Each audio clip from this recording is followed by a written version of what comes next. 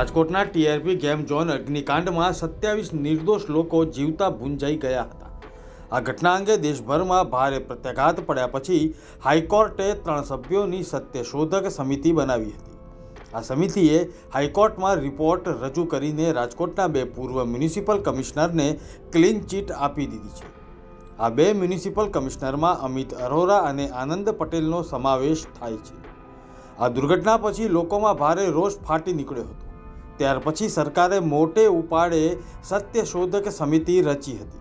આ મામલે રાજકોટમાં પત્રકારો સાથે વાત કરતા પૂર્વ ધારાસભ્ય ઇન્દ્રનીલ રાજ્યગુરુએ ભાજપના ભ્રષ્ટાચાર પર સણસણતા આક્ષેપો કર્યા।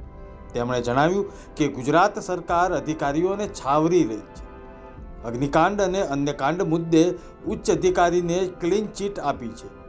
તેમણે વિપક્ષ તરીકે અમને સરકારની ખામીઓ તથા ભ્રષ્ટાચાર ઉજાગર કરવા માટે પણ સ્ટોલ આપવો જોઈએ તેવી માગણી કરી। તેમણે કહ્યું કે સુરત, મોરબી, વડોદરા બધે જ ઘટના બની છે। તેના જવાબદાર બહાર ફરે છે।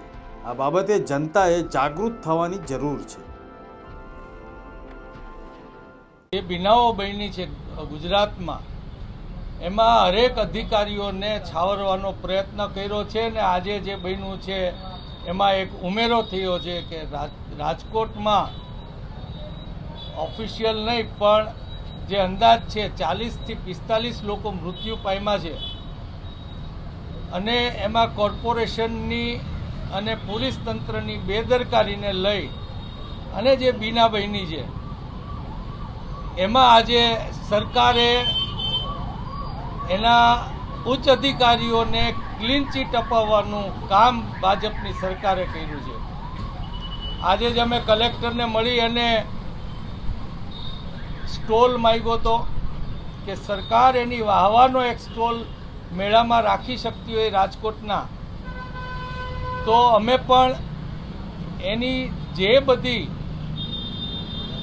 એનો ભ્રષ્ટાચાર છે, એના કૌભાંડો છે, જે લોકોને એના માટે ઉજાગર કરવાનું વિરોધ પક્ષ તરીકે અમારી ફરજ પણ છે અને માટે અમે સ્ટોલ પણ માંગ્યો છે ને એમાં આજે જેમ હરેક મુદ્દાઓમાં સુરતમાં આજે જેમ ક્લીન ચીટ આપી છે એવી જ રીતના સુરતમાંથી બધા જેલની બહાર છે, બરોડા કાંડના બધા જેલની બહાર છે, મોરબી કાંડમાં બધા જેલની બહાર છે। ત્યારે સરકાર આ ભ્રષ્ટાચાર લેનારાઓ છે એને થોડો ટાઈમ માટે અંદર કરે છે, પરંતુ ભાજપના નેતાઓ જે ભ્રષ્ટાચાર કરી રહ્યા છે, આ સરકાર કરી રહી છે, ત્યારે આ ખૂબ ગંભીર વિષય છે અને એના માટે હવે ફક્ત ને ફક્ત આ બેશરમ ભાજપને રોકવાનું કામ કોઈ કરી શકે તો એ લોક જાગૃતિ જ કરી શકે।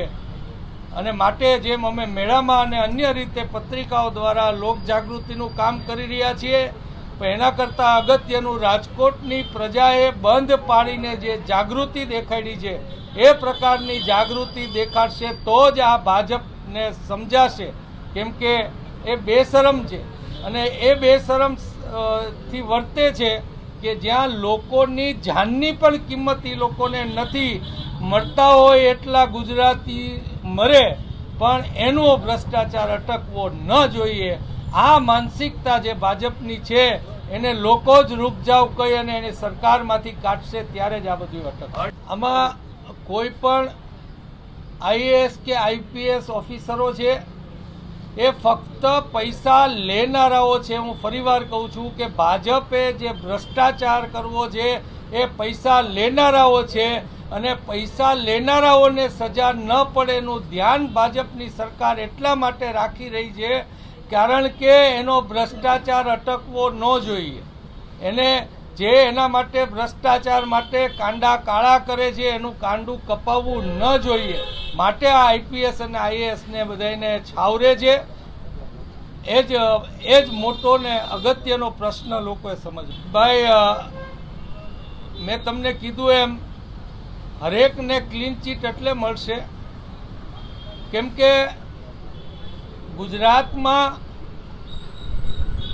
એક કૈલાસનાથનજી એક્સ ઓફિસર પૈસા ભેગા કરવાનો ધંધો આ આઈપીએસ અને આઈએએસ થ્રુ કરે છે અને ચૂંટાયેલા પ્રતિનિધિઓના હાથ કાન મોઢું બાંધી દેવામાં આવ્યા છે.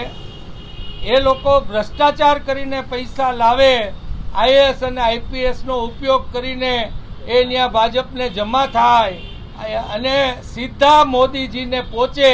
આ વ્યવસ્થાને ભાંગવાનું કામ લોકો જ કરી શકશે.